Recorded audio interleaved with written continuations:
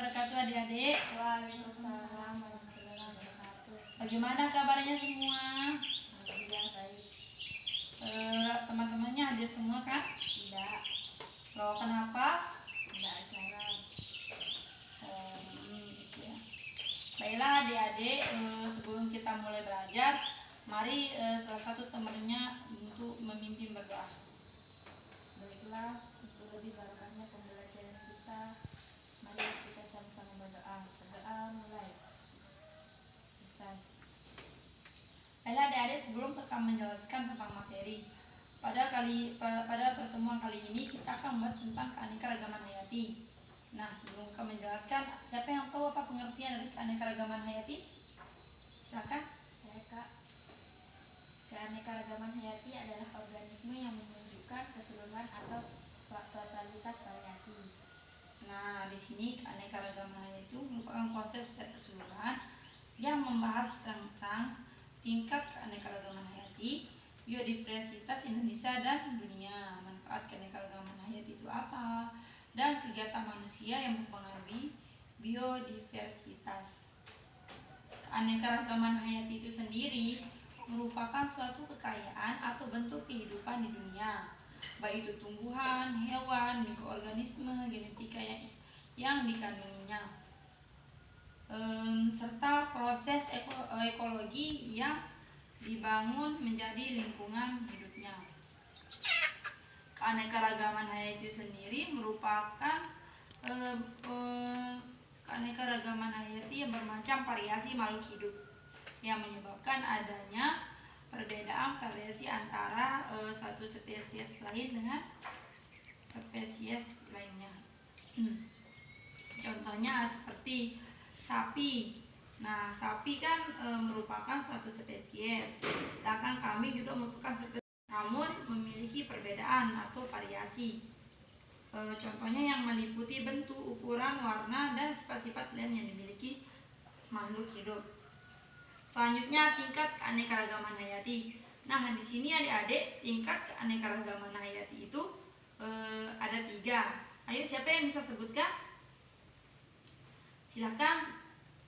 Tingkat keanekaragaman hayati itu ada 3. Apa saja? Keanekaragaman gen, keanekaragaman jenis, dan keanekaragaman ekosistem. Nah, keanekaragaman hayati itu memiliki 3 tingkatan. Yang pertama gen, di mana gen ini merupakan keanekaragaman yang terjadi pada individu sejenis plasma nutfa, dapat ditunjukkan dengan adanya variasi dalam satu spesies makhluk hidup.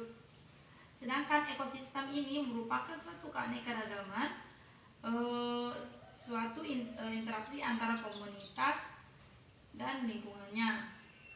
Semua makhluk hidup berinteraksi dengan lingkungannya, yang baik itu berupa faktor biotik, berupa faktor abiotik. Selanjutnya yaitu keanekaragaman spesies, di mana keanekaragaman spesies ini yaitu merupakan 2 makhluk hidup yang melakukan perkawinan dan menghasilkan keturunan, baik itu melakukan perkawinan dan menghasilkan keturunan.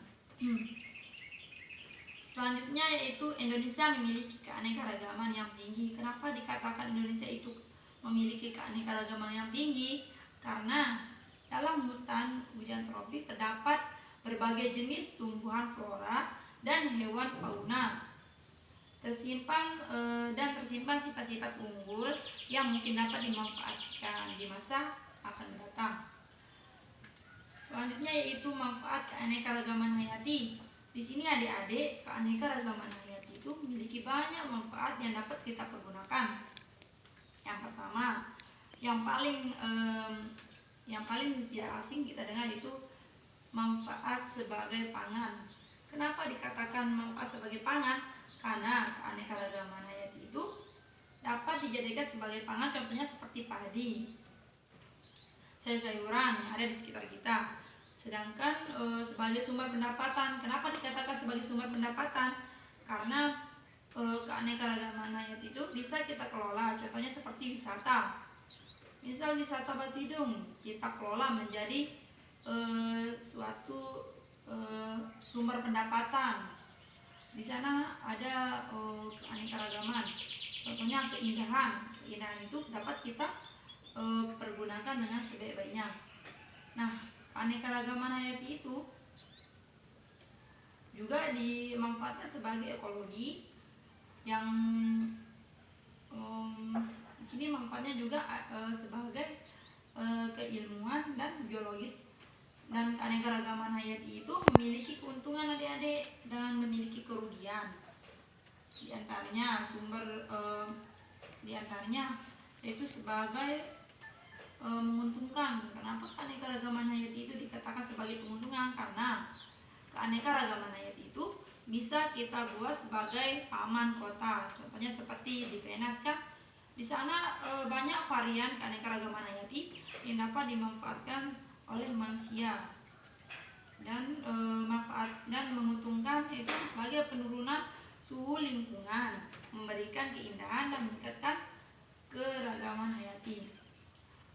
Yang merugikan, kenapa keanekaragaman hayati itu dikatakan mempunyai kerugian? Karena perusakan habitat. Banyak yang mengelola keanekaragaman hayati namun juga merusak suatu habitat yang tinggal di lingkungan tersebut. Nah, selanjutnya yaitu jenis ekosistem. Nah, jenis ekosistem ini adik-adik dibagi menjadi dua lagi, yaitu ekosistem laut dan ekosistem sungai. Contohnya ekosistem laut yaitu komponen abiotiknya itu seperti cumi, kepiting, kuda laut, rumput laut. Sedangkan komponen abiotiknya yaitu terumbu karang, pasir laut, dan karang. Selanjutnya ekosistem sungai. Ekosistem sungai ini mempunyai komponen biotik, contohnya seperti ikan lele, cacing, dan sebagainya. Komponen abiotiknya itu seperti batu sungai. Nah, di sini dapat kita perlihatkan contoh dari keanekaragaman laut. Ini merupakan satu tundra yang lingkungannya kutub utara dan kutub selatan. Daerah ini beriklim kutub sehingga selalu tertutup dengan salju. Bisa kita lihat di sini kan? Ini merupakan kutub yang selalu tertutup dengan salju. Nah, ini merupakan suatu taiga yang terdapat di daerah subtropik. Nah, jadi taiga ini terletak di sebelah selatan tundra. Selanjutnya itu terdapat di daerah subtropik. Ini merupakan curah hujan yang berkekuatan 75 sampai 100 cm. Pada tempat tropik ini memiliki 4 musim ya, Dedek. Selanjutnya yaitu bioma. Bioma ini merupakan tumbuhan dengan suhu subur dan tinggi. Di sini tumbuhannya itu subur dan tinggi. Ini juga merupakan satu keanekaragaman hayati. Kenapa dikatakan keanekaragaman hayati? Karena di tempat ini juga memiliki banyak spesies maupun fauna dan flora. Tempat di sini itu juga memiliki keindahan yang sudah kita sebut sebelumnya tadi ya. Selanjutnya yaitu, nah ini merupakan ciri khas air laut, kadar garam yang tingkatnya tinggi. Selanjutnya ini merupakan keanekaragaman hayati.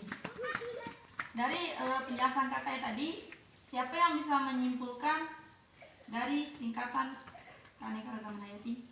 Ada yang bisa? Baiklah adik-adik, di sini keanekaragaman hayati itu merupakan satu kekayaan yang ada di bumi ini, yang dimana suatu yang dapat hidup di sekitarnya.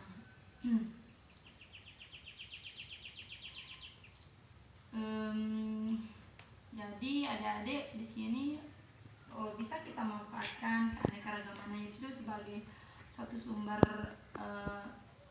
ekonomi, sebagai sumber pangan, sebagai sumber ilmu.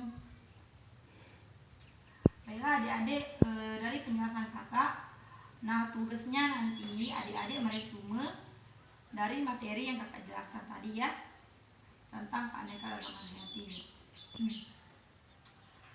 Semuanya udah jelas? Ada pertanyaan sebelum kita tutup pembelajaran ini? Tidak. Ada? Baiklah adik-adik, untuk lebih barokahnya kita tutup pembelajaran ini. Ingat ya tugasnya nanti resume. Mari kita sama-sama melepaskan alhamdulillah. Alhamdulillah. Assalamualaikum warahmatullahi wabarakatuh.